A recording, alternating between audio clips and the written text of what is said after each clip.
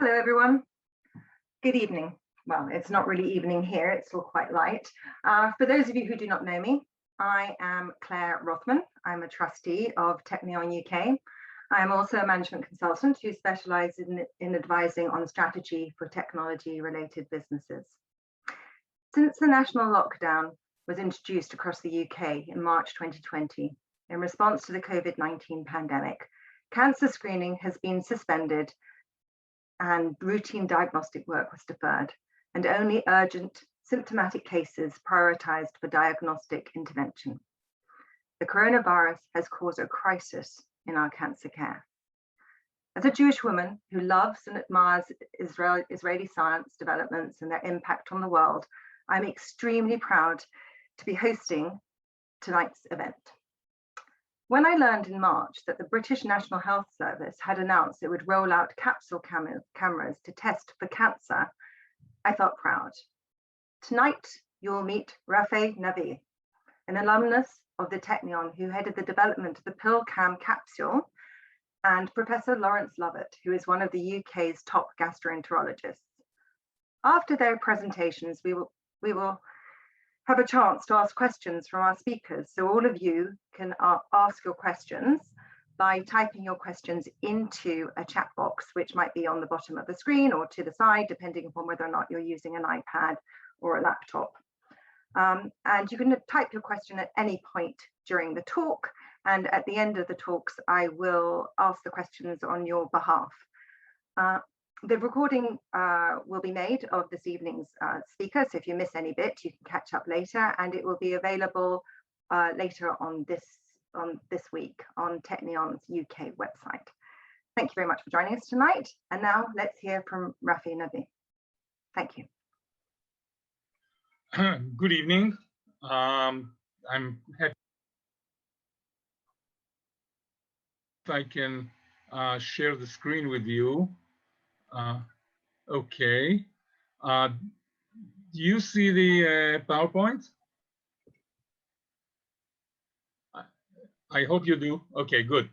Okay, so I'm very, very proud and happy to be with you. And in the next 30 minutes or so, I'm going to share with you some background about the capsule endoscopy, and then dig a little specifically about the specific colon cancer. Oh, I'm sorry. I need to go. I'm at the end of the presentation, right at the beginning. It was going to take me a few seconds, and I'm okay. Here I am at the beginning. Okay, sorry. Okay, so just to introduce myself, I'm not going to belabor you with all my CV. I'm only going to mention that I am a graduate of the Technion with electrical engineering degree and a master degree from the electrical engineering faculty. I spent time in many high-tech companies. The one that is interesting to us is the 6 years that I spent with Gibbon Imaging as being responsible for the research and development there. I will also mention that after that, I spent 3.5 years being the manager of the Entrepreneurship Center at the Technion and educating students to become entrepreneurs. We may discuss that during the questions and answers.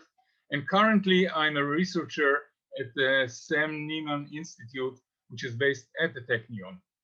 Okay, initially, let me take you back to your high school days and remind you of the digestive system. Okay, all of us learned about it.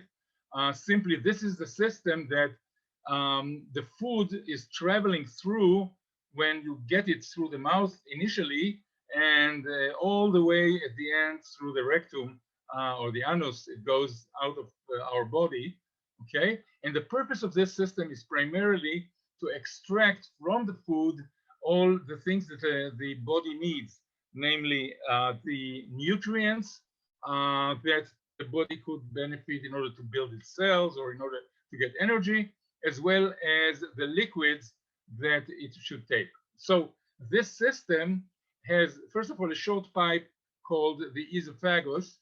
It's 30 centimeters long, and it takes about 10 seconds usually or so to get from the mouth all the way to what we call the stomach.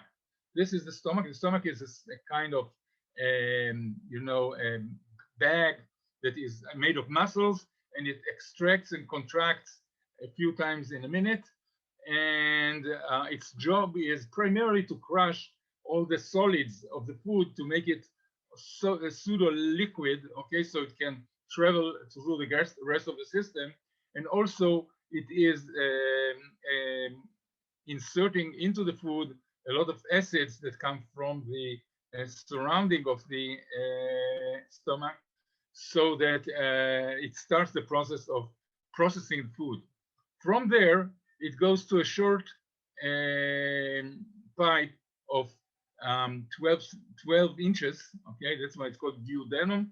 Duodenum stands in Latin for a dozen, because it's dozen inches, where a lot of other, you know, enzymes are being ejected from the liver and from the pancreas. But what is more interesting for us is after that, there is a very, very long pipe. This one, it's called the small bowel or the small intestine, which is 6 to 7 meters long, or if you use the British system, it's about 20 feet long. Okay, and in everybody's body, it is different than anybody else. And it's a spaghetti-like thing that varies from person to person, or also the same person. If you walk a little and so on, it moves around. So you cannot tell at the very moment where exactly which part of the small bowel is where physically. Okay, but you know that it enters from the duodenum and it ends in this place here. It's called the cecum, where it connects with a large bowel or the colon. Okay, the colon is about 1.5 meters long, and it leads to the rectum. Okay, now interesting thing is how much time the food spends in this system. Okay, so when I ask this with the audience, usually there are all sorts of guesses around the room, and usually, in all fairness, it is varying from person to person. Namely, not all of us, it takes us the same thing. If you want to know for yourself, it's very easy. You should eat a food that does not get changed during the process.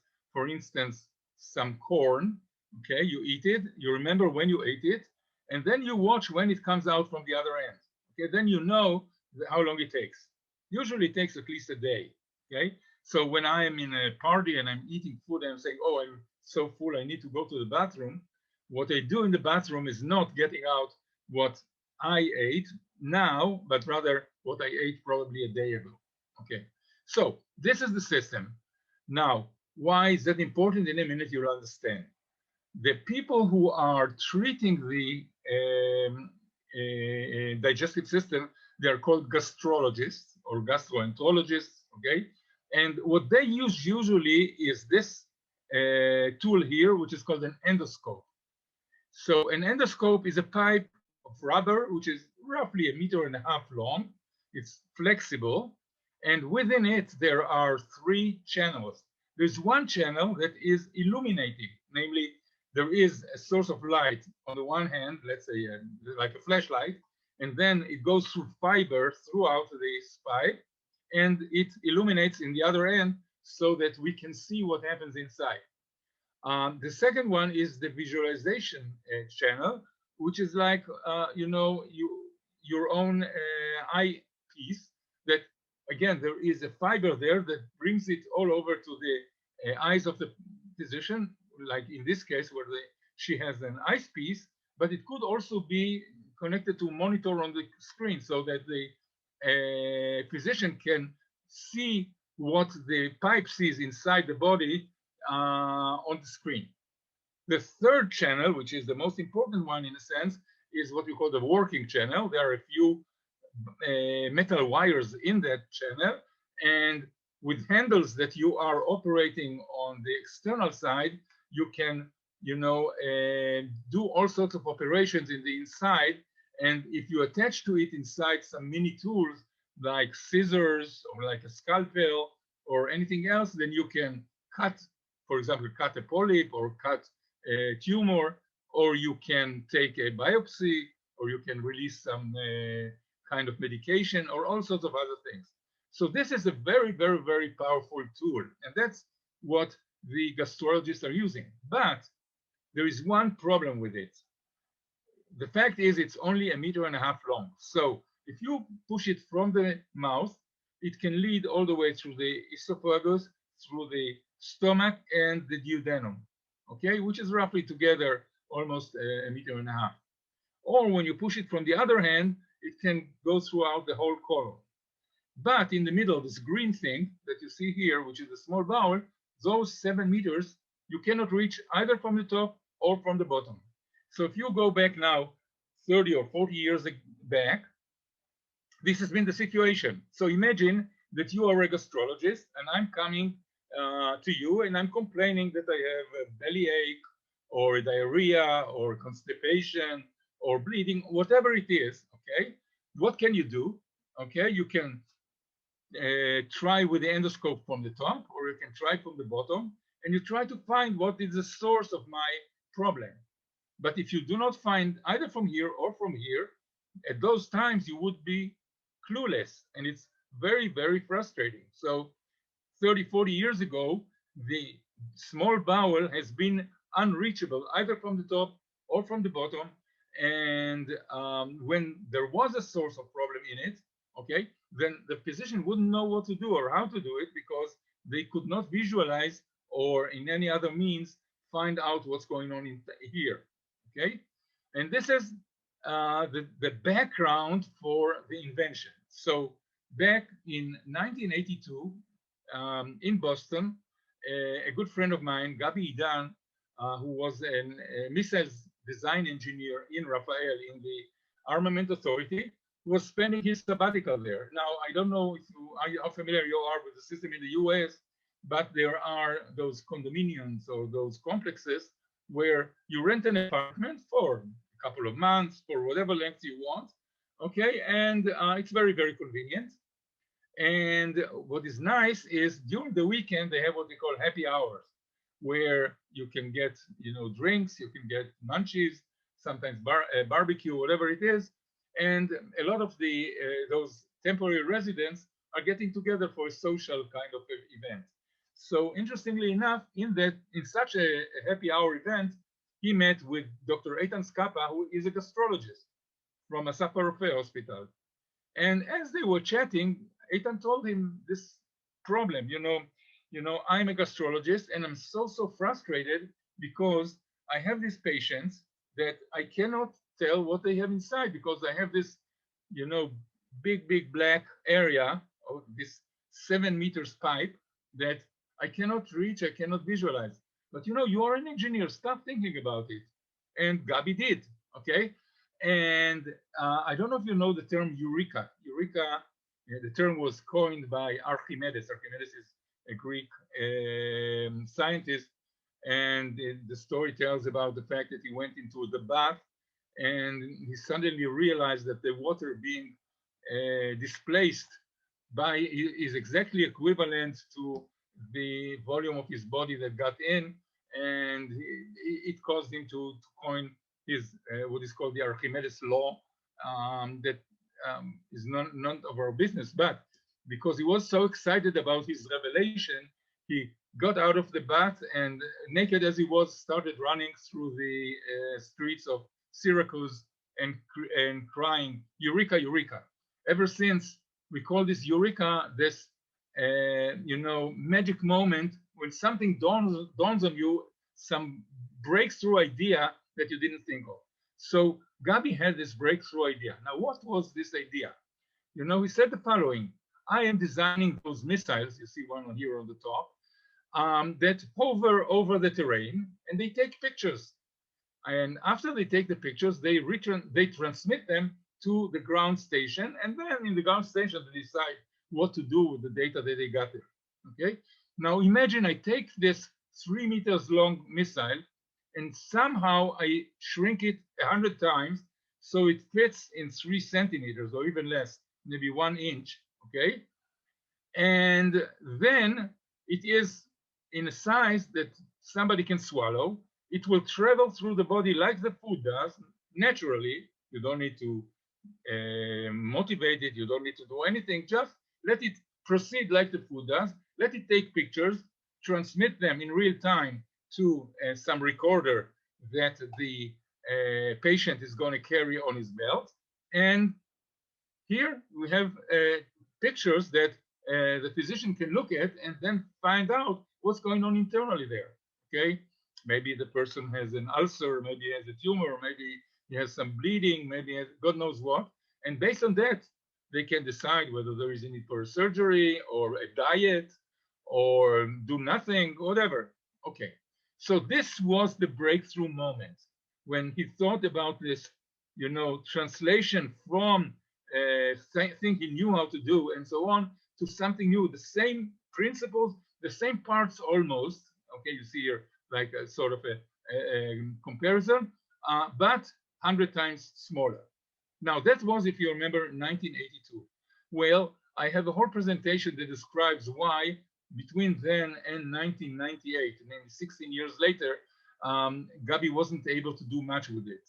But then in 1998, okay, the PillCam, the capsule was born, okay, and a company called Given Imaging was born based on this technology, based on this PillCam capsule, okay, and it was introduced in 2001, namely exactly 20 years ago, okay. That was when the first PillCam was introduced and was immediately embraced by all the gastrologist community because for them it solved the real problem. You know, until now I wouldn't know what to do with the patient that had a problem in the small bowel. Now I have a vehicle that I can use and visualize what's going on internally, and based on that, I have an understanding of his issues. What you see here is the parts of the system. So one part is this capsule that is being held by the fingers, okay, that you swallow. Below that is the recorder, okay. Now the recorder is, you see on the right, is put into a pouch, which is hung on a belt. The belt serves as antennas so that it will receive high quality signals that are being transmitted by this capsule. And the recorder records them. And then when you're done, after 8 hours or whatever it takes, you put it into a socket, and from that it connects to a computer, and the physician can look at it and see what really happens there.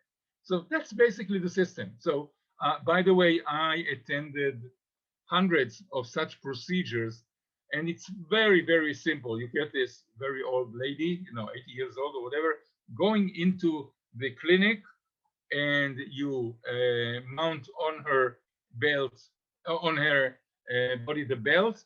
Okay, you give her the capsule, take it, take a sip of water, swallow it, go home, do whatever you want, your regular errands, just keep the belt on your body, and tomorrow morning bring it back to us to the clinic, and we will download the pictures from it and visualize what you have internally. So it's a very easy to administer and very, very nice procedure. Now, here I'm going to show you a small animation that shows the basic idea of how the capsule works. It's only half a minute kind of. You see here, the person swallows it. It goes, you know, and it travels, as we said, through the body like food would. So basically, it takes, you know, around 5 hours to go through the small bowel. I'm going to talk about the colon next, so don't worry. But this is okay. And here, by the way, the red thing there means there is some kind of something bad. It could be a Crohn's disease, or it could be some other thing. So that's all. That's how it works. Okay. Now I'm going to skip that, and just it just shows that, you know, the given name is actually an acronym. Okay. Now this is an interesting movie. I hope. Let me know if you don't see it. I mean, I should assume that you do see it, and it shows how this invention was accepted both by the media as well as by the scientific community. And you will see here people that you know, like Jay Leno, Barbara Walters, Oprah Winfrey, and so on. So I hope you hear it, and I hope you see it. I'm gonna see. Yeah, I put it maximum volume. If there is a problem, let me know. Otherwise, I would assume that you do see it. I'm sorry.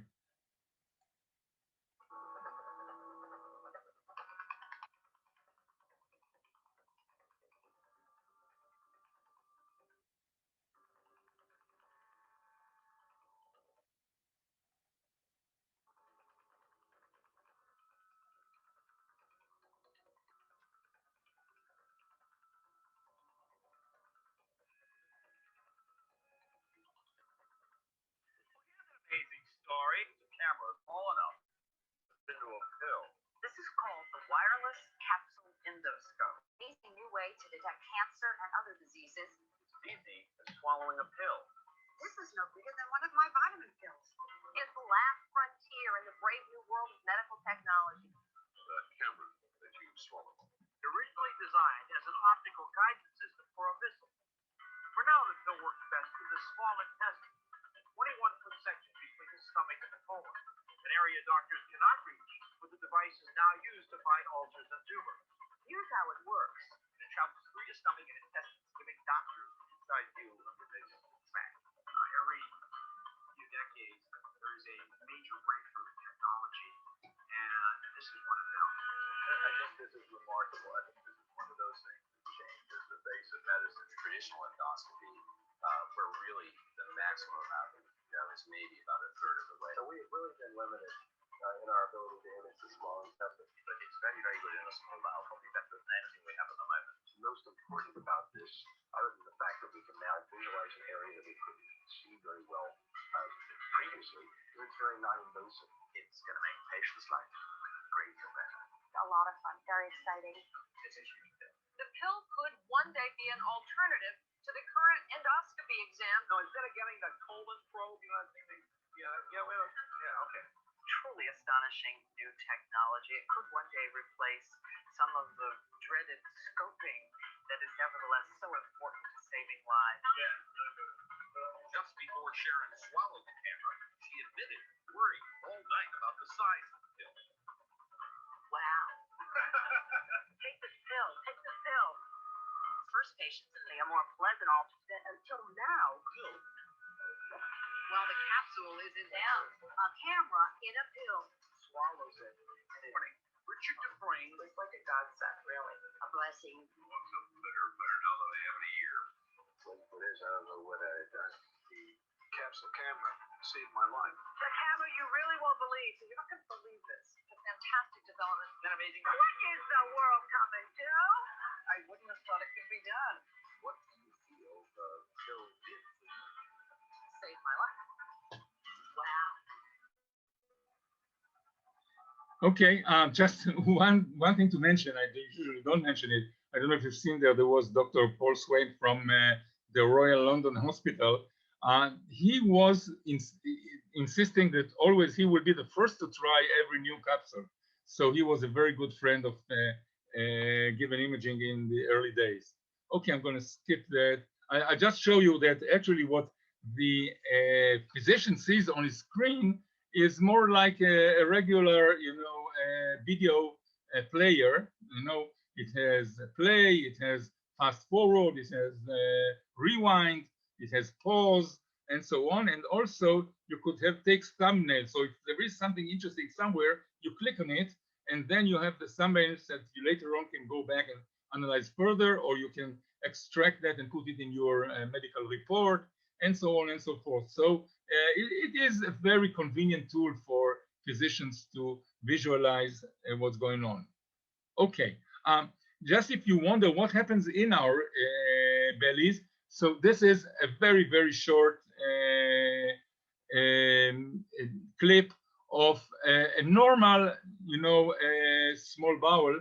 I just mentioned that the fur that you see, it looks like a fur. It's actually very small, what they're called villi.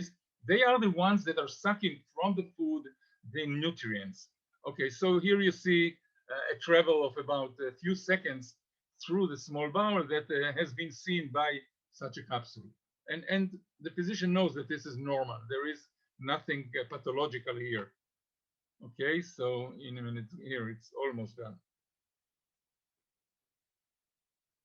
Okay, And these are all normal, I mean, this is how it looks inside our body, if you're curious. Okay, here are cases which are pathological, namely there are those cases like a Crohn's disease or celiac or bleeding and so on. So the physicians know what to look for.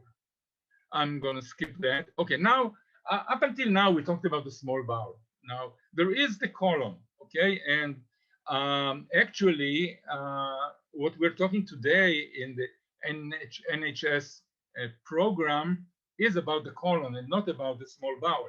So what we need to do, first of all, is that colon cancer is actually what is called the stealth murderer, namely, it is killing about 500,000 people every year in the Western world, okay? And the problem with it is very simple, okay? If you identify early that you have a problem, okay, you remove it, removing a polyp or a very, very early tumor, and then you have a 95% chance of being fully recovered, no problem. On the other hand, if you discover it late, okay, you have a 95% chance of dying within a year because of it, okay? So it is vital to identify it early. The problem is you cannot, from the outside, you cannot tell anything, okay? So the way to visualize it is, and to find it, sorry, is using colonoscopy, okay? So it is strongly recommended that each and every one of us is going to undergo colonoscopy. Let me tell you about myself. Okay, I joined Given Imaging when I was 58 years old. Okay, and I consider myself to be a knowledgeable person that is familiar with what's going on and so on. Still, nowhere before did I use colonoscopy.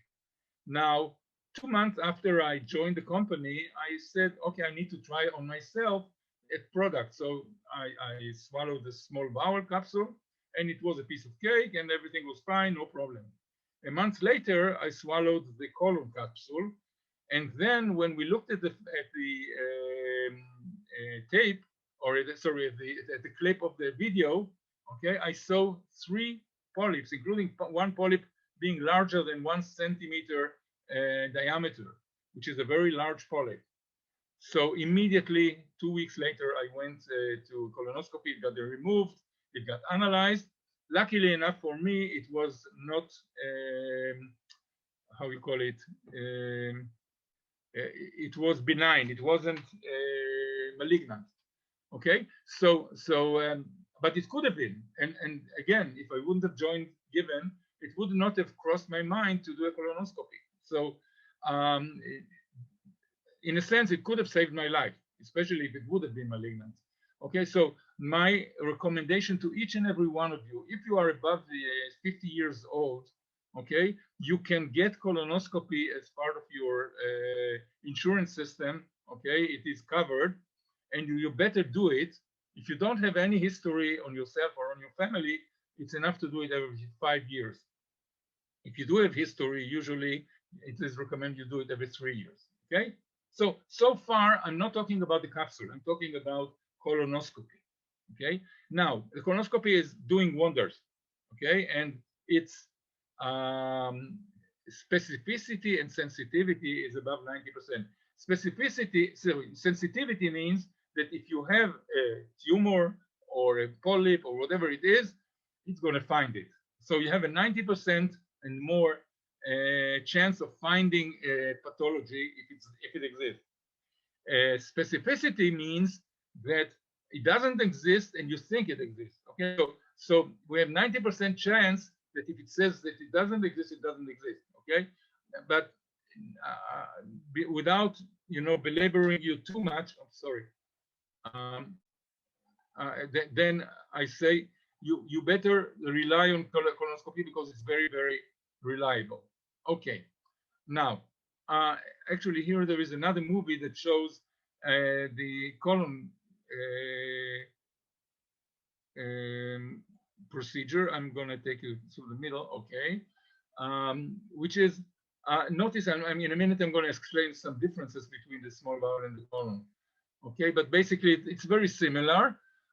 Here it traveled, and you see this thing on the right. This is a polyp. Okay, so the capsule sees it and transmits its external so that the physician knows there is a polyp there that needs to be removed. Okay, now the question comes, why should one use the capsule? I mean, colonoscopy is doing wonders. It's very good. Okay, and the answer is yes, it is very good. It's what we call the golden standard. So people should use the colonoscopy. Okay, but there are two cases where colonoscopy doesn't suffice. One is there are some people who are contraindicated to colonoscopy, namely because of some heart situation or other thing. They are not allowed to do a colonoscopy. Okay, so there is a danger that if you don't do the colonoscopy, you're not going to find out, and maybe there is some stealth killer waiting there in your bowels. Okay. The other thing is some people who are unwilling to do colonoscopy for whatever. It could be religious reasons. It could be it's not that fun that people shove things into your back, into your behind, and so on. So we estimated that about 10% of the population, okay, wouldn't be unwilling or unable to do colonoscopy, but if they were given the option to take a capsule, they would take it and will use it for visualization. Okay. Now the problem is that usually the insurance organizations do not cover colonoscopy. I mean, they all cover the small bowel capsule. So if the physician decides you need a small bowel, you're covered by the HMOs and everybody. But until this NHS program now, they would not cover the colon capsule. I'm going to skip that. And basically, this covers it. And I guess we're going to dig a little deeper into it in the questions and answers. Maybe one thing I'd still mention, and that is the capsule itself is very, very different for this small bowel than it is for the colon. Okay, I'll stop the sharing. Okay, so you can see me now. And here is a capsule of the colon. Okay, as you see, it's blinking. The fact that it's blinking is because if you figured it's dark inside, so this is actually like a flash. So you know it is taking pictures. As you may notice, it has cameras on both sides because both of sides are blinking. Okay, and the reason is that when it travels through the small bowel, okay, it's enough that you have a camera on one side. It doesn't matter if you look forward or backward. If there is a pathology, you're going to see it because the pipe is very narrow and it is hugging the capsule in a sense. On the other hand, in the colon, okay, if there are sometimes a polyp may hide behind some fold in the wall or anything, and you better look both forward and backward to see. There are other complications for which you have a special design in the colon capsule. I'm not going to go into it now, but later on we may want to discuss that in the questions and answers or whatever.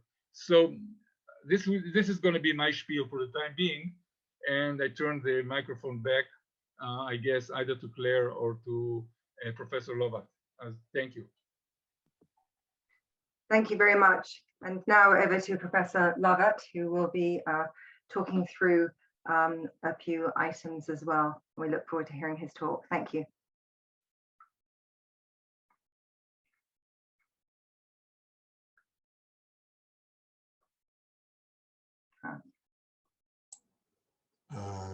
Good evening. Can you see me? I think you probably can. That's fantastic. Great. Ladies and gentlemen, let me just quickly introduce myself. I'm Lawrence Lovat. I'm Professor of Gastroenterology and Biophotonics at University College London. My work is around gastrointestinal cancer prevention, and I've done a lot of research in this field as well. And I'm the clinical director of a center at UCL, which brings engineers and interventional clinicians like myself to speed up the translation of novel technologies into the clinic. And I'm really delighted to be sharing the platform with Rafi And I have to say at the outset, I'm a big fan of the colon capsule. By the way, this evening I've learned a few things. For example, I had no idea that GIVEN was an acronym for GI video endoscopy. I had no idea. And I've been using the things for 20 years, so I apologize, Rafi. But I have to say everything about this capsule has been very clever, not just the name. I just have to take slight issue with one thing, and I think this is important in the UK context, and that is that the UK screening process does not start at 50 and does not go straight to colonoscopy. And I think this is an interesting conversation we might want to have later on. But what I'm going to do now is I'm going to run through the principles of cancer screening and then focus on bowel cancer screening. So when does this whole concept of cancer screening really start? And in fact, it goes back almost 150 years to a British physician, of course, called Horace Dobell. And he argued that one should be doing periodic health examinations. In fact, in 1861, lectures on the germs and vestiges of disease and on the prevention and the invasion and the fatality of disease by periodical examinations. And in this wonderful treatise, Dobell proposed that the routine application of an exhaustive history and examination laboratory tests could discover the earliest invasive periods of defect in the physiological state, in other words, early symptoms, in order to try and detect somebody who's ill and therefore be able to cure them. In 1907, Dr. Charles Child published a book called The Control of a Scourge, or How Cancer is Curable. And in this book, he described that the high death rates from cancer as being tragically unnecessary.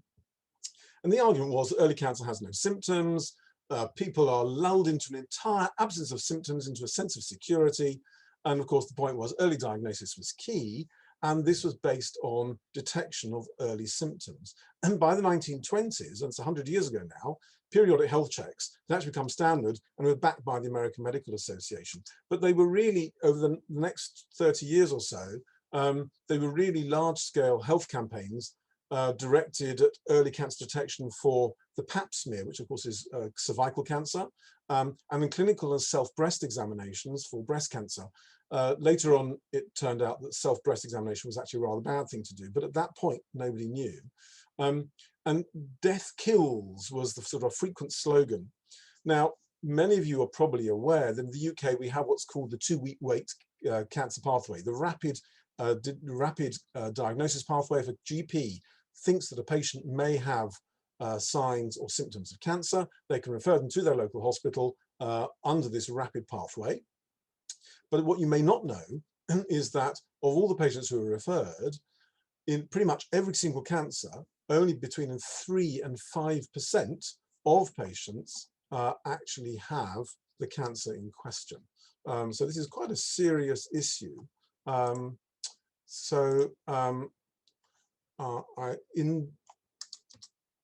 Sorry, oops, my apologies. I'm pressing the wrong buttons.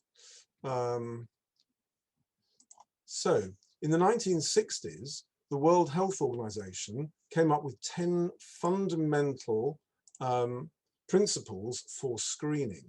And these were they. The condition sought should be an important health problem, but it should also be one where there's an accepted treatment for patients.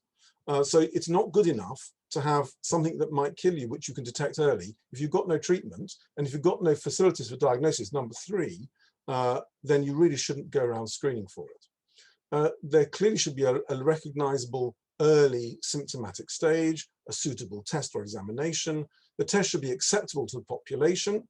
The natural history of the condition should be adequately understood. And there should be an agreed upon policy as to whom to treat as patients. And finally, the last 2 points. One, it's got to be economically viable. So thalassemia, which is a very, very nasty blood condition. I remember when I was a young doctor many years ago now, it may not look that many years, but it was quite a long time ago. Somebody came up with a brilliant way of treating thalassemia. Thalassemia is a rare condition, and it tends to affect people from Middle Eastern backgrounds. The treatment that was found at that time would have treated every single person in this country who had thalassemia, which is not very many people, and would have cost the entire National Health Service's budget. Clearly, it didn't catch on.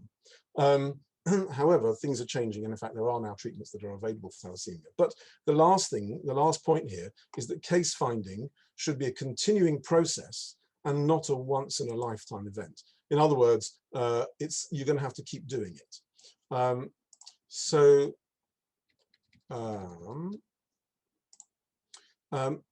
there was a move towards evidence-based medicine, and this really came up. It was developed by a Nobel Prize-winning economist and cognitive psychologist who was Jewish, whose name was Herbert Simon, in the 1950s. And he came up with this concept of heuristic thinking.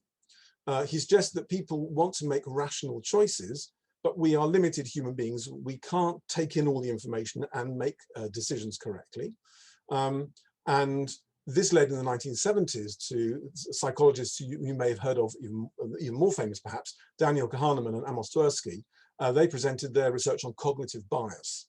And they proposed that these biases influence how people think and the judgment people make. And this is really important when it comes to cancer screening, because if you think about flying, you've got a pilot who's flying along, and common situation, there's a cold front or there's haze meeting the waterline, and it can easily lead pilots astray. We've all heard of cases, very rare, thank God, but they still happen even today, where pilots are misjudged, they don't have the correct instrumentation, and they crash into a mountainside.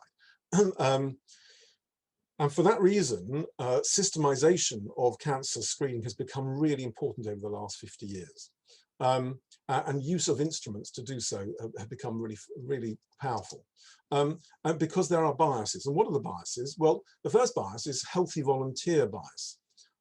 So there may be fundamental differences between the people who agree to participate in a prevention program and those who don't. For example, on average, people who respond to an invitation to participate in cancer screening tend to be wealthier. They tend to have a higher educational degree. They'd be more attuned to healthcare messages.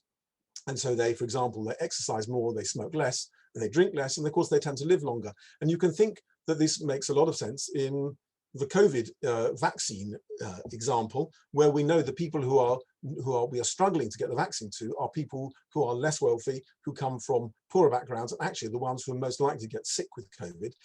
This principle applies everywhere.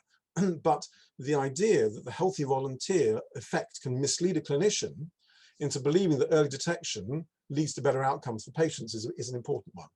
There's a second concept, and this is called lead time bias. And I'm just going to share my screen with you again. Just give me 1 second. If I could work out how to do it, I will do it. So here you can see on your screen, here's a person who's living a long time. Towards the end, they get some symptoms of whatever cancer it happens to be, colon cancer in our case, and then they die. The person at the bottom, however, underwent screening, and they had their cancer detected at a much earlier stage. And in fact, they appeared to have lived longer, but in fact they didn't. They were just simply detected at an earlier stage. So that's called lead time bias. There is a third concept, and that is length biased sampling. So we know that cancer screening tests are more effective at identifying slower growing cancers rather than rapidly growing ones. Overdiagnosis is an extreme form of this, that the tumor is so indolent, it's so slow growing that it would never cause problems. And not all cancers behave the same way. So again, let me just show you this. This is work from breast cancer screening, from you can see from the 1970s to 2000, the early 2000s. And you can see the total number of cancers that are detected sort of start to rise over time. Then there's a little fall off, but essentially they rise over time. But in fact, these are all early cancers, and there is no reduction in late stage cancers or distant disease, despite the screening. Compare that with prostate cancer. Prostate cancer screening, again, you can see there's an increase in the number of cases detected from the 1980s to the early 2000s, but now here you see a reduction in the number of patients with distant diseases. However, what you also need to notice is there's a very large number of people have been detected with having early disease for this, and these are not really going to do much harm, at least at the early stage, and yet the total number of people with advanced disease is relatively small in comparison. So there is a risk of overdiagnosing. And this is certainly an issue with cancer screening. So there are potential harms of cancer screening. It may seem innocuous, but it can cause problems down the line. So for example, people who've been told they have got potential cancer become more anxious. There may be actual harms of intervention. So for example, doing low dose CT scanning for lung cancer, there was a study with 3,500 participants, of whom almost 30 patients had major surgery, a thoracotomy, but they had a negative diagnosis. And there were only 54 patients in that whole study who had lung cancer. So there's a balancing act here. And there's also, of course, the financial costs. There are significant healthcare costs involved in negative screening. So let me just focus back on the UK bowel cancer screening story. There's been a huge amount of work over the last 30 or 40 years before we've actually got to having a proper bowel cancer screening program. And I think the UK can be very proud. We've probably got the best in the world. It was introduced 15 years ago in 2006, fully rolled out by 2010. People aged 60 to 69, and then eventually 60 to 74. And now the lower end is being lowered to 58. So it's now 58 to 74 in England. Actually in Scotland, it's 50 to 74. That's another story. Are being invited to have screening. You've heard that there are about 42,000 cases a year of bowel cancer in this country and 16,500 deaths. And 30 million people have been invited to take part in the last 10 years within our bowel cancer screening. That's a huge number of people. And the basis of this was 3 very large trials, one in the UK, one in Denmark, and one in the USA, starting in 1985 and followed up for 10 years. And what was done was the fecal occult blood test. Now, the fecal occult blood test is an interesting test because the way it was done originally, and this is the way it's been done over the last 20 years, is that people have to do 2 smears of stool on the card on each of 3 days. That's 6 smears of stool over 3 days. And then they return the card to a center where the card is analyzed. This has worked remarkably well. The studies that are done in the UK and Denmark used non-rehydrated cards, and it turned out 2% of the test came back positive. All of those 2% of people who took part went on to have a colonoscopy, and they found that by doing 2 yearly testing over a 10-year period, they were able to reduce the number of patients getting bowel cancer, dying of bowel cancer by 15%, 1.5. So it's a relatively small change, but it's important, because if you're talking about 16,000 people dying a year, and you can reduce that by 2,000, that's still 2,000 deaths. Interestingly, the US methodology was slightly different. In the US, they actually put water on those cards to rehydrate them. Suddenly it goes from 2% positive tests to 8% positive tests. And they doubled the reduction in mortality to 33%. But in fact, 33% of people end up having colonoscopies over that 10-year period. So there's a balancing act here, what your health service can actually deal with, what it can cope with. Over the last 15 years, there's been an enormous amount of work to improve the system. And we have to praise the National Health Service for organisation and determination to drive up quality in a way that I think we probably haven't seen anywhere else in the world. And we can touch on that perhaps in the question and answer session. But over the last couple of years, we've moved from fecal occult blood testing, something called FIT, the fecal immunohistochemical test, which is much more straightforward to do. It's a single sample on a single day, whereas the old fecal occult blood testing had patients would come up positive, false positive, from animal blood, or indeed even from muscle, which has myoglobin, which is similar to the hemoglobin you find in human blood. With the fecal immunohistochemical test, the FIT test, that doesn't happen.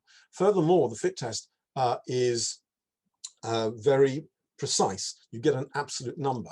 And they worked out that 120 micrograms per gram, but 120 is the cutoff where you get 2% positive tests. But instead of having 15% sensitivity, it rises to 26%. So you're actually picking up twice as many patients. So you reduce your cancer rates very, very much more. However, we then ended up with the COVID pandemic, and this is where I'm coming now together towards Rafi's story. The COVID pandemic has caused some really significant problems. And now you've heard about waiting lists. I'll just show you this. This is some work we actually did late last year, we predicted that waiting lists were going to be real trouble. And we published this a few months ago before it hit the headlines. This is all the endoscopies that were being done in the UK. And the colonoscopies are this green line here. You can see there's an enormous drop off in the first lockdown in 2020, and then things started coming back to normal again. We then tried to calculate what the likely time would be to be able to sort out this huge backlog that was going to develop. So if your endoscopy capacity was at 90% of normal, unfortunately, your waiting list would rise. If it's 100%, it would never fall. You had to push up your capacity to at least 110 or 120%. It was still going to take 2 years to clear the backlog. Furthermore, this is up-to-date data. We just sort of reanalyzed data, and you can see we came back up to normal. We dipped down again, and we're on the way back up. We're actually now in the UK at 100% capacity. We're not even yet in surge capacity. I know my hospital, UCH, is actually up to 120% capacity now. We are working 7 days a week with all our endoscopy rooms going full belt. It's really hard and it's very tiring and it's problematic, which is why it's so important that we have some new ideas. And here comes the new technology. And this is really exciting because in the UK, we've now worked out that there is a sweet spot where the colon capsule should be able to sort out a large amount of our backlog and at the same time be able to screen patients from their own home. And what I like to do just before I finish, and there's a lot more I could say, but before I finish, I just want to share with you a little video by the lead for the University College Hospital colon capsule work, the 11,000 patients that are being tested throughout the UK in 40 centres, and UCH is doing 300 of these. I'm just going to play you a little video from Dr. My name is Ed Seward, and I'm a consultant gastroenterologist at University College Hospital, and I'm leading the colon capsule project in my hospital, which is part of NHS England's drive to assess the role of colon capsule in the colorectal cancer pathway. Colon capsule really appeals to me for 2 reasons. First of all, it offers me an opportunity to provide additional capacity. We're all really up against it because of COVID, and our waiting lists have grown enormously in the UK. And colon capsule offers me an opportunity to investigate patients for their lower GI symptoms without bringing them into the endoscopy department and performing a colonoscopy on them. Secondly, there's a very exciting thing with colon capsule in that potentially I can investigate my patients in their own home. You can do everything at home. They can take the preparation, they can take the colon capsule, and it's all done at home. And that's been particularly useful through the pandemic because number one, we had issues about patients coming up to hospital when we were in the grip of the pandemic. And secondly, we found that patients were often reluctant to come up to hospital themselves. They were worried about being infected, or they were shielding themselves. They had good reasons to stay at home. So colon capsule offers a real opportunity to investigate these people with very innovative technology.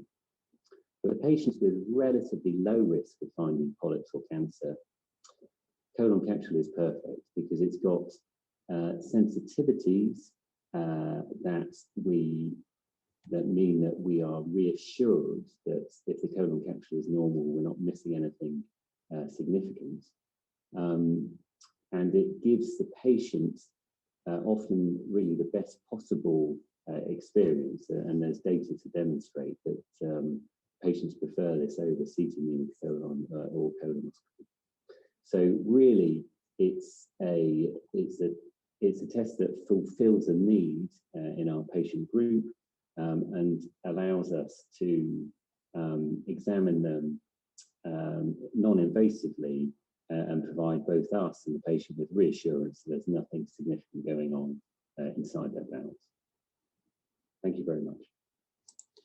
So, ladies and gentlemen, I hope you will agree that we are on the cusp of a big My change. name's Ed Oops. Stewart, and I'm a, Sorry, my name's Ed I Stewart. keep replaying him. That's no good. So we're on the cusp of something very exciting. Things have definitely changed in the UK, and COVID hopefully has been a not only a very bad thing to happen, but potentially a way of catapulting us forward technologically in a way that we hadn't actually expected. I'm going to stop there, and I would like to hand back to Claire, and I suggest that perhaps we go to the open questions. But thank you very much for listening. Thank you very much, Professor Lovett. That was a really, really illuminating talk. So we'll start going through the questions. We've got a lot of questions that have come in. I've grouped them together because some of the questions are very much related, so I'll ask little batches together. So I've got a question about the sort of the comparisons, really, which is, so we've got Sam Sager's question, which is it as reliable as colonoscopy at detecting polyps or tumours? And then we've also got another question here that was from Karen and David, which is, can the capsule be used for both diagnostics as well as mass screening? Do you want me to take it?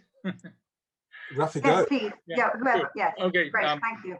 All the data we have shows that it's comparable to colonoscopy, namely both sensitivity and specificity are very, very similar numbers. So it's equivalent in that sense. About screening, yes, it can be used for mass screening again. Okay, I saw the questions. There are a lot of others that we can answer. So go ahead. Can I just make one comment? And that is, there was, in medicine, we go on clinical trials, and there's a very, very important clinical trial published a couple of years ago with 250 odd participants who had positive FIT tests during screening, and they were then randomized to colon capsule endoscopy. And so rather, they had colon capsule endoscopy followed by colonoscopy.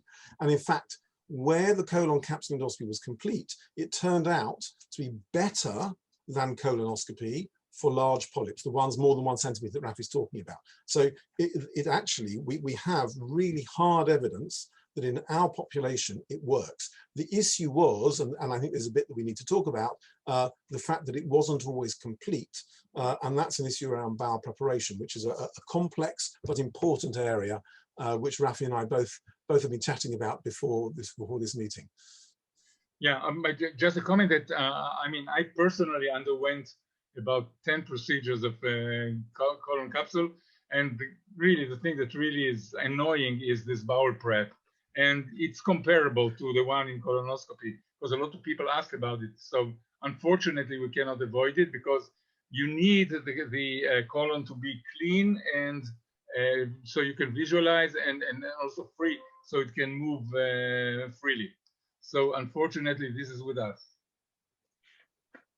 Yes, in fact, we had a lot of questions on that subject about the preparation, because, and obviously it just confirms both of your point of view, which is the fact that the preparation is one of the things about a colonoscopy that people would most like to change.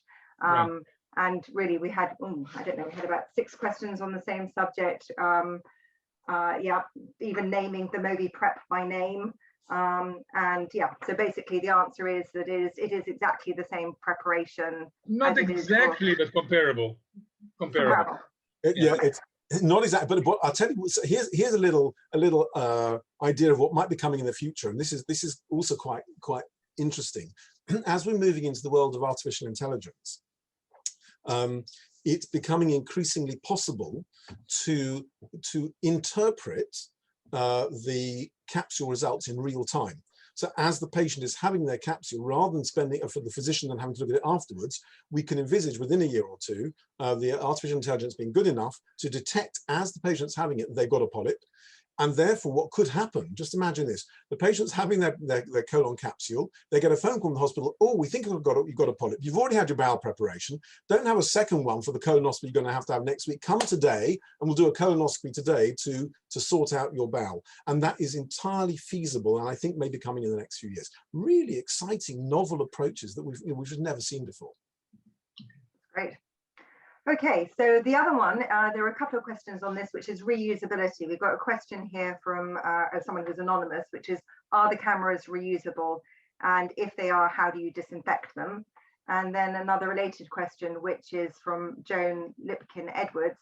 Is it recyclable, compostable? What happens to the pill eventually?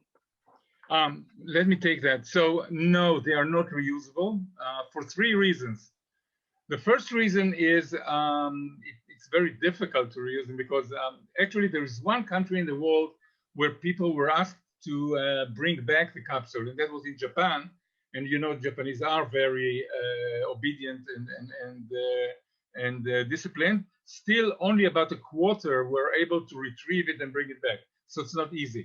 Secondly, is exactly what the people were mentioning, which is the concern that, you know, God forbid, you don't sanitize it well, and the first person had some kind of a disease and the second person gets it conducted. So we do not want even to consider reusing it. And the third reason is a commercial reason, is that's how Given Imaging does its income, because if people will start reusing, you couldn't sell those capsules, which is the #1 source of income.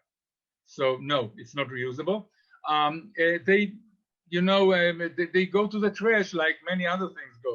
It's a very small thing, so I don't think they do any harm to the environment or anything, if that was the question. There was also another question there about, does it get stuck? I mean, can it be attacked by the acid of the stomach and so on? So the answer is no problem at all. Namely, it's biocompatible materials and they are strong. We had one case in New Zealand where a person underwent the colonoscopy, the capsule procedure, and 6 years later, he underwent a different surgery, and in his appendix, they found the capsule still there, untouched. Namely, over 6 years in the body, it didn't disintegrate or anything, it was still intact. So it is very reliable. Right. So we also have two more related questions to that idea about the about what happens if it gets stuck, which was from Sam Sagar. Doesn't the strong stomach and acid destroy the pill when it reaches the stomach? And then a connected question is from Karen and David, which is that specifically, I mean, I think you've sort of answered this. Is there any danger of the capsule actually breaking inside, not getting stuck, but actually breaking inside? So the answer on both of them is no. No. No. So the acid, obviously it's been designed. We don't know of a single case. I mean, I want to mention that about close to 10 million capsules were swallowed to date. Okay, and we don't know of a single case where it broke inside the body or was attacked like acid or anything. So this is very reliable. Great, thank you very much. So on to the next one, which is from Ilan. Does colon cancer have identifiable blood markers, i.e. cDNA, that could lead to a quicker diagnosis? The answer, it's a great question. There are a whole load of new minimally invasive biomarker-based tests that are coming. So there are epigenetic changes in the stool that have been found, and that's actually already a test that's available on the market. There will be circulating DNA tests coming. I'm just out of interest, I'm doing some saliva-based testing, epigenetic testing. We've certainly shown that that looks like promising. One or more of these technologies will come along, which will help us to identify even more precisely which patients need to go for the testing. But I doubt any screening test will ever be 100% accurate. And we will still, what we will want to do is to triage our patients more and more precisely.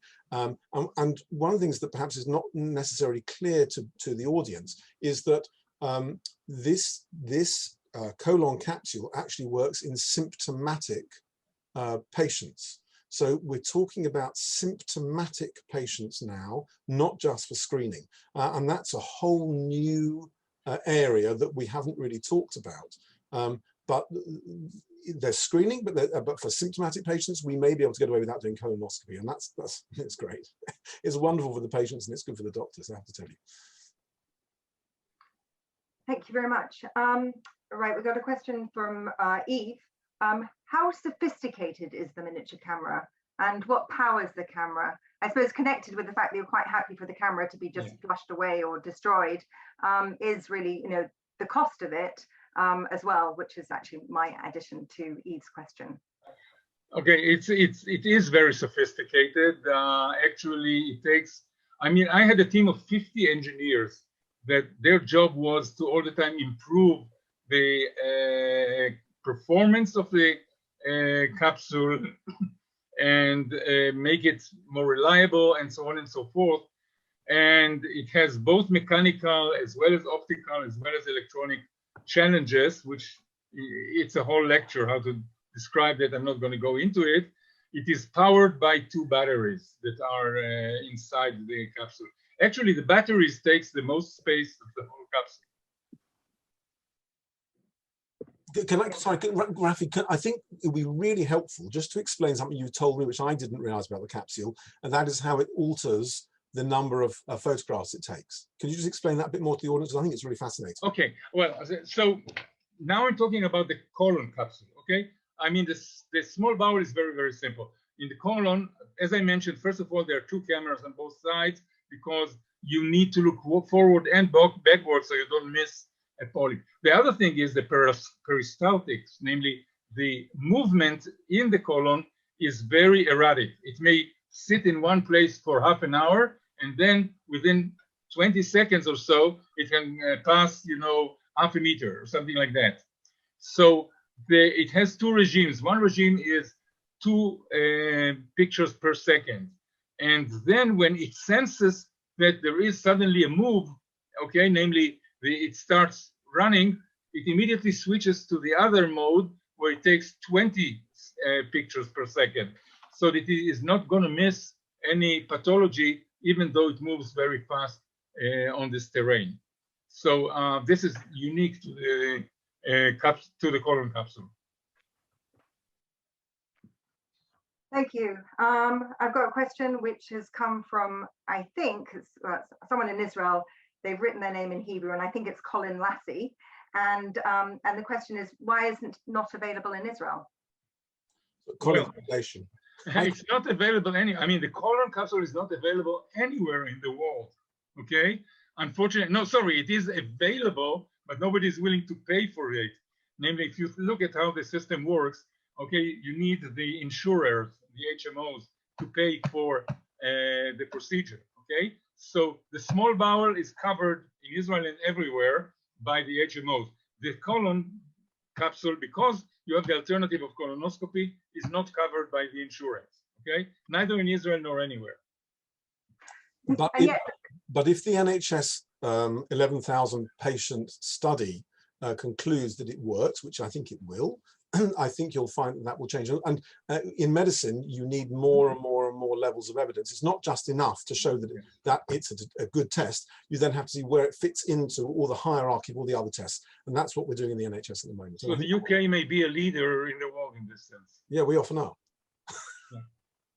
I mean, well, actually connected with this is 2 more questions, which is about the comparative costs. We got a question from Sue Zilberstein and from Tirza Blehen, which is, what is the comparable cost between the pill cam and the colonoscopy? Because I think what a lot of people are thinking is the fact that, well, it seems like if you're happy, it's the only expendable item is the pill cam. So therefore it's the pill cam that is the cost, rather than having to have a whole operating theatre and all the technicians. So presumably it must be ginormous, the cost in between them. Could you just spell that out? First of all, by the insurance, and I'll compare first of all small bowel to a colonoscopy. It's the same code and it's the same price, which is somewhere in the US. I know it's somewhere around $1,000 for a procedure. Okay. Now you need to understand that a lot of the cost goes into the time of the physician who is needing later on to observe this and analyze it and so on and so forth. So there are lots of things that come into play. It's not just the cost of the capsule, but rather the whole procedure, the surgery room or whatever. I mean, I'm not talking about the colonoscopy part, not about the small bowels, but in the colon, it is a comparable cost. And have you got anything to add, Professor Lovett? Well, I'm just thinking it is interesting as time goes on, and the colon capsule, I suspect, will become significantly cheaper. But you have to remember also that some of these people will then end up going to have a colonoscopy following it. But we're at the early stages, and at early stages, the cost tends to be much higher than people realise. And it's only later on that you really see the big changes. Usually within about 10 years, you start to see these novel technologies cost starting to fall. So I wouldn't be surprised if in 10 years' time it looks very different to the way it looks now. The next question we've got is coming from, AI, which is a very interesting question someone's got about, just can't see it for the moment, which is about, Karen and David, can AI be used to interpret the images? Because again, I suppose that leads on with, okay.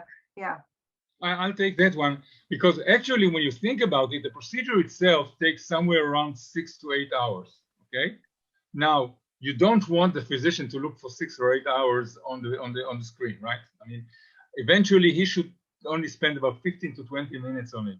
So you basically throw away about 90% or more of the images that were taken, okay? Now, to decide which frames to throw away and which ones to keep, okay, I had a whole team of 10 engineers over 10 years, okay, working on this system in order to optimize it so that you, on the one hand, throw away the things that are redundant or not needed or whatever, and on the other hand, you're not careful to, as we say, throw the baby with the bathwater. So it is a very, very intricate game, and on the one hand, we want the observation to be as fast as possible, let's say 15 minutes, but on the other hand, if there was a polyp there or bleeding there or whatever, you want it to be there and not be thrown away. So that's where the equivalent of AI, which is basically algorithmic approach, is being taken. I'm really sorry, I'm going to have to jump in here because a lot of my research is actually in the AI field in colonoscopy. My bet, I know that Medtronic, who have bought out Given Imaging, are working on an AI solution to this problem at the moment. And I reckon within 2 years, it will be likely that the whole process of analyzing these procedures will be down to less than 5 minutes. I think it'll be. This makes me happy. Yeah. I didn't know coming. that. It's coming, and it's real. I mean, I know within colonoscopy we're doing some phenomenal stuff, and because AI is developing so far. I mean, literally in the last 3 years, it has changed dramatically. It will change further, and I have no doubt that within a couple of years, you won't have a 45-minute analysis. It'll be down to a matter of moments. Great. Thank you. Morris Glynn has got the next question, which is, you do not appear to have mentioned the capsule potency test, which I have now failed twice. Patency. Okay. Here's the problem. You know, very, very rarely somebody may have a very narrow, I'm not now talking about the small bowel, actually, not about colon. Okay, so that a capsule may get stuck there. So for that, we have what is called the patency capsule, or it's called the agile capsule. Okay, so if the physician is suspecting that this may be this, it gives this capsule goes, it's the same size as the regular capsule. Okay, if it got stuck, okay, it's made out of sugar, sort of, and within 24 hours it dissolves. Okay, so it doesn't, you know, clog anything, and it has in it an RFID, namely, you can identify exactly where the narrowing was, so that later on, if you need to do a surgery there or whatever, you know where it is. Okay, so if there is a suspicion like that, you first administer the patency capsule and then the regular capsule. Again, very rarely this happens, but this is what we give them. And it's not relevant in bowel cancer screening. It's only relevant really in diseases like Crohn's disease. Where right, and primarily to the small bowel. Yeah. Thank you. Then we've got an anonymous question here, which is, are there any difficulties in obtaining a clear image which could be improved with additional medication? This is the whole game of the PrEP and so on. I mean, we all the time we're playing with it, and also we are playing with all sorts of technologies, you know, that when you want to clear water from sewage and so on, you use all sorts of nanoparticles and things of that kind. We were trying all those of things again also, and we got some interesting results, but unfortunately, when we got acquired, a lot of those experiments were stopped, and I don't know if Medtronic continues with that.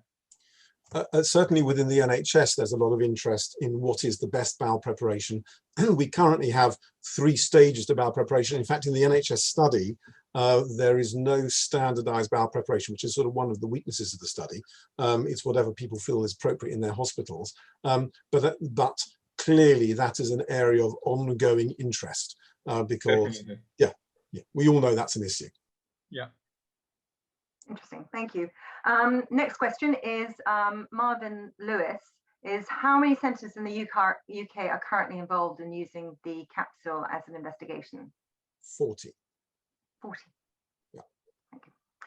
All right, then, oh yes, so someone here, it only comes up on my screen as LUL, but so apologies, for some reason I seem to get truncated with the names when they ask the questions. But the question is, in fact, I think it's Lulu F. Yeah, comparison. Okay, how practical is it about having a colonoscopy after the capsule? In the States, we have to make appointments weeks in advance. I've had several of all 3 procedures recently. So the whole point within the UK is it's being done within a highly regulated environment. One of the big benefits of having a National Health Service is that the entire environment is centralized and regulated. It has upsides and it has downsides. But the upsides, as far as screening is concerned, are you know that if you're going to do 100 procedures in a certain period of time, approximately X of those will require a colonoscopy. You can therefore schedule them ahead of time, and therefore anybody who's coming up with a positive colon capsule should be able to go slotted straight into colonoscopy. It won't be on the same day yet. And I said in the future with the AI, it may well eventually be possible to do that. But at the moment, it will all get scheduled slickly within a week or 2. I'm not exactly sure what the time periods are, but it's short. We've got a lot of questions that are going back to the question of cost. So we've got a question here from Philip comparing the cost of the camera and the scope. John Newman, what is the cost of the pill cam? Howard, what is the cost of the pill for the NHS? And also we've got another question which I saw earlier, which is how has the cost of the camera changed over time? When it was first released in 2001, and how that, I know we may not be able to say the specifics, but many people are asking these questions. I think it's important because I'm dealing a lot nowadays, nothing to do with giving imaging, with entrepreneurship and so on. You need to differentiate between price and cost, okay? How much it costs Medtronic to build one is none of your business, okay? What is the price is they can get whatever they can get away with, okay? Namely, okay, if it is worth to the customer $1 million per capsule, then the customer is going to pay $1 million. If it's not worth to him to pay $100, then he's not going to pay $100, okay? Actually, in practice, and now I'm talking about the small bowel, okay, for the first 15 years when I was there and so on, the price of the capsule was stable. In the US, it was $450. I think in the UK, I don't know. In Europe, it was around 500 euros, okay? So that's the cost of the capsule, regardless of whether it takes, you know, $1 to build it or $100 to build it or $500 to build it. Okay, so it's a matter of commercial value, and naturally, if it was priced too high, people are not going to use it, and then naturally the price is going to go low. So there is this elasticity, and there is competition, and so on. So this is more of a market and business question than a technological question. I mean, it's also fascinatingly a moral question, as people I think are alluding to the fact there are so many questions on the subject. And there is a lot to be said about it, but I think probably outside the seminar, all I would say is that I think in the medical field we recognize that there is an enormous amount of R&D cost. And that is why I think it is deemed quite acceptable to spend a lot of money on a new technology, because that actually encourages new technologies to be built and created, knowing And I've seen this with many, many technologies that over the years, the prices just sort of slowly come down. And that's what I alluded to earlier on. I'm not worried about this. And I don't mind as a doctor, other people might, but I don't mind as a doctor that the NHS may be paying quite a lot of money for this in the early days, because within another 10, 20 years time, the prices will differentiate out for good market reasons, but also for good moral reasons. Also, if it becomes a screening tool, okay, then there is going to be a huge number of those used, and this is going to drive prices down. Yeah, which was going to be my exact point, which is you talked about price and cost, which is of course the fact that you priced it based upon the comparison between, you know, what the alternative, the substitute is, but of course the more you produce, the more demand there is, the more you produce, and the more that will bring down the price. So obviously so it could be that the price could come down as demand goes up, would you say? Yes, as if I'm not mistaken, by the way, that for the 11,000 capsules that are being used in the study on the NHS, if I'm not mistaken, they are actually being provided by Medtronic for free. So I think there is no cost to the NHS for these 11,000 as a demonstration of principle. Great. Now onto a different subject, which is more technical, from an anonymous attendee, which is presumably the colon capsule has to pass through the small intestine first. Does it only switch on when it reaches the colon? And how does it know? And also even before that, you know, at what point does it switch on, or are you getting everything from top to bottom? Well, yes and no. It gets switched on early, okay, but we propel, especially once it left the stomach, you want to go through the small bowel as soon as possible so that you don't spend that time there, but rather in the colon. So you give usually some kind of a laxative or something that is going to propel them very fast through that. And the physician doesn't care or doesn't look usually at the small bowel portion, but only when it enters the colon, it gets interesting. And that's the area he wants to cover. So we make sure that out of the, let's say, 8-hour procedure, at least 6 hours are being spent on the colon. Thank you. I think we've got time for just one more question, because at 7:30 we've also got something else coming up, which is Michael Ordman, which is what would be the next generation of PillCam? Is Israeli startup CheckCap a competitor? No, it's not. Well, Checkup. I'm familiar with that company. I personally think I don't think it's going. They are going to be relevant. By the way, we had our own a lot of ideas. For instance, we had this system that has magnetic fields and would maneuver the capsule and bring it to the right place and do some kind of all sorts of those therapeutic things that the colonoscope does, and so on. And all those things usually are fancy. They're very interesting technologically, but they're not viable commercially. I mean, it would cost too much, or it would be too complicated to handle, and so on. Again, at least my take is that the things that we did, both the colon capsule as well, there is an ESO capsule, and so on, are the most natural ones, and they can do wonders. I'm just going to say I'm a great fan of the Technion, and I have no doubt that what you did was there is no doubt that it was groundbreaking and completely transformational. And my only comment would be something else is going to come along that will be groundbreaking and transformational. I have no idea where it's going to come from. That's the bit I've learned in medicine. You never quite know where the next technology is going to come from, and I hope it comes from Technion. Yeah, that allows me to mention that I had a team of about 50 engineers. Okay, at least 40 of them were Technion graduates. Okay, so clearly the company, Given Imaging, was based on Technion graduates. Thank you. So since it's 7:30, we've now got a short video before I wrap up.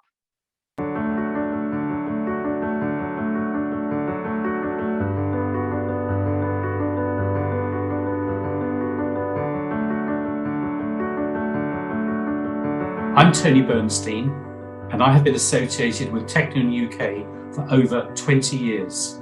The Technion opened in Haifa in 1924. It's Israel's oldest university, and its mission has been to train the engineers and scientists who would build the future state.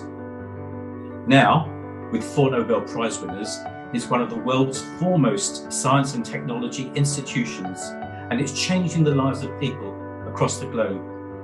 Every one of us continues to benefit from the Technion's many scientific breakthroughs. Over the years, I've been privileged to meet the researchers and visit the labs whose groundbreaking work is so fundamentally important to all of us. Technion graduates developed the Iron Dome missile system, which has been so critical in defending the state of Israel. And a camera in a pill, which replaces the need for a more invasive endoscopy, is now used in many UK hospitals. It was Technion's Professor Hossein Hayek who developed an artificial nose that can detect different types of cancer. And Professor Alan Wolf, who developed a snake-like robot for use in search and rescue operations and micro-robots for use in surgery. And responding to COVID, Technion scientists have developed a host of game-changing products and equipment to protect people on COVID wards, all helping turn the tide on the global pandemic. These are just some of the critical breakthroughs made possible through the generosity of our donors. I'm Daniel Pelt. I was chairman of Technion UK for over 12 years. Families from the UK have provided scholarships for research students, funding for research, sponsoring state-of-the-art laboratories and equipment, building student dormitories, and much needed facilities on the Technion campus. The work of the Technion is so important to me that I have left a legacy in my will into its research into cancer detection techniques. I know that my money will be put towards educating the brightest minds whose research will open up new frontiers in science and innovation that will directly benefit my children and my grandchildren. The challenges of every generation will be immense, but the scientists at the Technion will always be there to help. A gift in your will can ensure that new scientific discoveries will pave the way for a safer, healthier world for us all. I invite you to join the Technion family in the knowledge that your legacy will create an everlasting memory for you, your family, and for future generations. Well, thank you very much to you, Rafi and Lawrence, for a very interesting talk. As Rafi said near the beginning, everyone has a different digestive system. It takes a different amount of time for them to digest their food. But I think that everyone here and all the participants will all agree in the same way that both your talks and the answers that you gave to the questions were all really illuminating and really, really quite fascinating. So thank you very, very much. And also, I think that the other factor is that at some point, unfortunately, we will all probably at some point have to have a colonoscopy, but now knowing that we could instead have possibly a pill cam, well, I think maybe cheer people up a bit. And remember that if there are any unanswered questions, I just want to remind people that there could be a possibility that if there are unanswered questions, we're making a note of them, and that maybe we can get them answered via video, which will also be published. As well as the fact that if anyone missed a part, or they want to see it again, or they want to send a copy of this video or link, then the video of these talks will be published on the internet on the Technion UK website over the next few days. So watch out for that on the Technion UK website. So thank you very much, Lawrence and Rafi, and thank you to you all for attending tonight and for coming along virtually to hear these talks. And we hope to see you at Technion again very soon. Thank you. Thank you. Bye-bye.